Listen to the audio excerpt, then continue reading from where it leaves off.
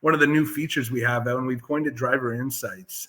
And that's really coming from our experience in automotive and delivering more to the dealer than just a simple insurance verification. Yes, the basis of the company and the importance is the insurance verification, making sure customers have active and adequate insurance at any given time during the dealer.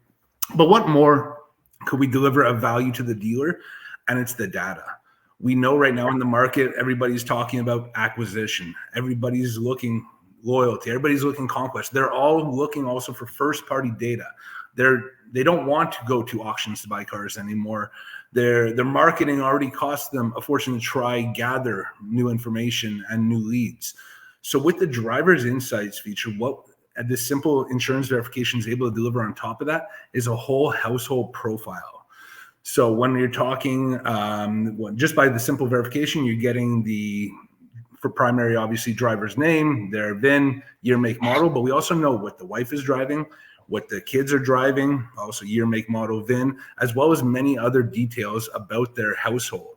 So where we're seeing dealers really implementing this, and they all see the value of the insurance verification, but some of them are like, because of what this is delivering on top of it, we are making it a mandatory process in our stores.